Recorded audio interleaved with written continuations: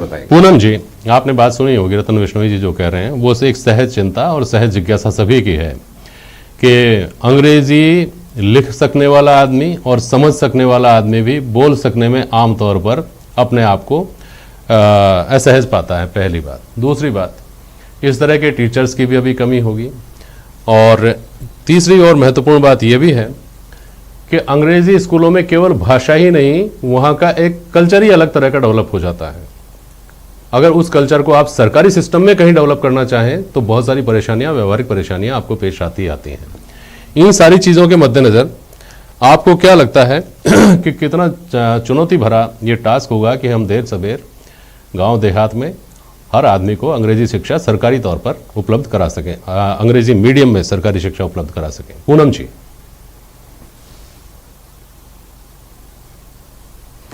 देखिए, सबसे पहले तो मैं ये बताना चाहूंगी कि आम आदमी का एक सपना पूरा हुआ है सरकार के इस कदम से, क्योंकि बहुत सारे पेरेंट्स ऐसे हैं जिनका सपना होता है अपने बच्चों को इंग्लिश मीडियम स्कूल में पढ़ाने का, लेकिन वो खुद को लाचार फील करते थे।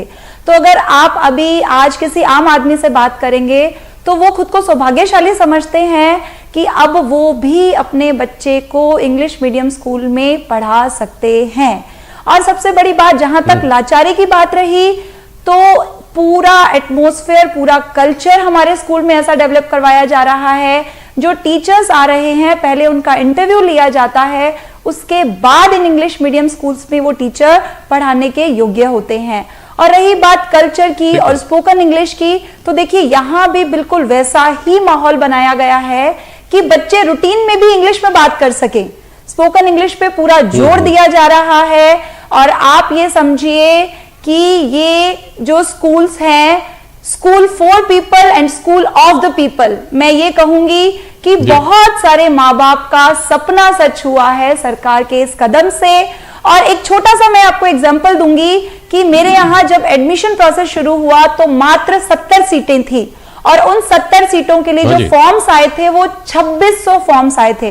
देखिए, ये बहुत बड़ी बात है कि आज कितना ज्यादा जो पेरेंट्स हैं जो चाहते हैं कि हम अपने बच्चों को इंग्लिश मीडियम स्कूल्स में डालें, और ऐसे इंग्लिश मीडियम स्कूल्स जहां एजुकेशन फ्री है, फीस नहीं है, उनकी बुक्स फ्री है, यहां तक कि उनकी जो यूनिफॉर्म है वो भी फ्री है।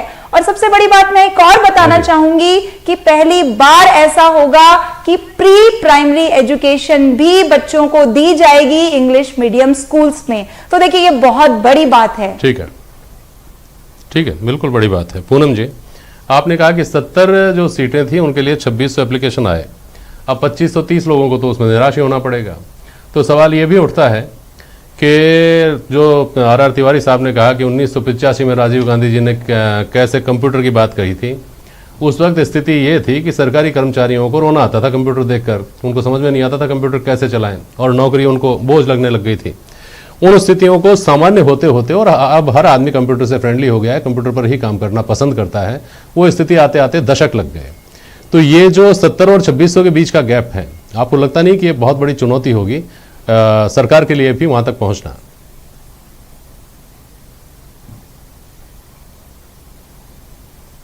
देखिए, ये चुनौती के साथ साथ आप ये समझिए ये एक मोटिवेशन है सरकार के लिए कि कितना रुझान है जनता का अंग्रेजी माध्यम स्कूलों के लिए। आप इसे एक मोटिवेशन समझिए चुनौती के साथ साथ। मैं ये कहूंगी कि ये एक मोटिवेशन है हम सबके लिए कि किस तरह से, देखिए अभी जो एडमिशंस भी हुए हैं उनमें 40 से 50% स्टूडेंट्स ऐसे हैं जो प्राइवेट स्कूल से हमारे पास आए हैं। ठीक है पूनम जी, तो मैं इसे चुनौती की बजाय मोटिवेशन का नाम दूंगी।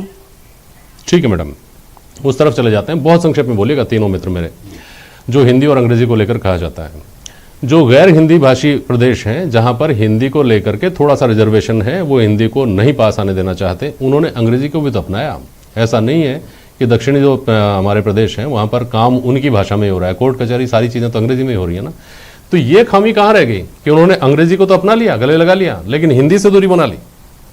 इसमें शर्मा जी, जहाँ तक मुझे लगता है कि हिंदी एक क्लिष्ट भाषा रही है, अंग्रेजी एक इंटरनेशनल लैंग्वेज है, एम्प्लॉयमेंट के साथ इसका लिंक ज्यादा पावरफुल है।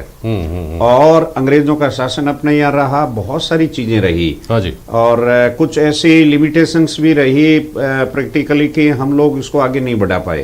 तो एक ये मैं मानता हूँ कि अपने इंडियन स्टेट की कमी है, इसको करना चाहिए। एक दूसरा मैं ये और कहना चाहता हूँ कि आप जो है इंग्लिश मीडियम की स्कूल खोल रहे हो और उसमें एक्सक्लूसिव इंग्लिश मीडियम के बच्चे प्री प्राइमरी से कर रहे हो, लेकिन बहुत सारे ऐसे जो हिंदी में रहेंगे तो उनके बीच का जो गैप रहेगा उसको कैसे पूरा करें, चाहे वो बीजेपी की बात करें चाहे कांग्रेस की बात करें। नंबर 3, जो पब्लिक सेक्टर का बेसिक रोल है, पूरी दुनिया ग्लोबलाइजेशन चल रहा है, प्राइवेटाइजेशन की तरफ जा रहे हैं, अपन सरकारी प्रयासों से इंग्लिश को सुधारेंगे। चलो इंग्लिश को सुधारिए, लेकिन बहुत सारे बच्चे जो हिंदी मीडियम में पढ़ रहे हैं लाखों करोड़ों के अंदर, उनके बारे में तो भी देखिए। इस पर टिप्पणी ले लेता हूं आर तिवारी जी की बहुत संक्षेप में। बोलिए तिवारी जी। कंपटीशन तो निजी क्षेत्र का, सरकारी क्षेत्र का, हर जगह पर रतन जी। चिकित्सा में भी प्राइवेट हॉस्पिटल है, लेकिन सरकारी का ही सरकारी से कंपटीशन हो जाएगा, ये चिंता की बात है। स्वागत करना बिल्कुल, उस स्वागत के साथ ही ये बात कही गई है तिवारी जी माध्यम नर्सरी कि ये जो अब सुनिए तिवारी जी, इतना समय नहीं है, ये वॉर फुटिंग पर होना चाहिए। ये जो गैप है, आपने कहा निजी क्षेत्र सरकारी क्षेत्र, ये सरकारी क्षेत्र में ही सरकारी क्षेत्र से जो गैप उभरेगा उसको कम करने के लिए, उसको खत्म करने के लिए, चूंकि बच्चों की बात है और बच्चों की साइकोलॉजी से जुड़ी हुई बात भी होगी, इसलिए इस गैप को खत्म करने के लिए हम कंप्यूटर की तरह इंतजार नहीं कर सकते कि 1 दशक लग गया, 2 दशक लग गए, 3 दशक लग गए। फारिक साहब, मैं आपके पास आ नहीं पाया, 20 सेकंड में अपनी बात खत्म करिएगा। फारिक साहब। इम्प्रॉपर, इनअप्रोप्रिएट और मैकेनिज्म बनाओ मत और उसके बाद में उसको हवा में छोड़ दो। ठीक है। जो पुराने बनाए हैं उनको चलाओ मत और ये कहो कि हम भला करना चाहते हैं। ये जलेबी लटकाई है, ये नहीं खाने को मिलेगी। जब नहीं मिलेगी तो जलेबी का मतलब क्या है? अभी आपने पूनम गिदवानी को सुना नहीं क्या? 70 बच्चों की पॉलिसी बनाएगी ना। दर्शकों ने सबसे सुन लिया, आपको भी सुन लिया, मनीष जी को भी सुन लिया, पूनम जी को भी सुन लिया।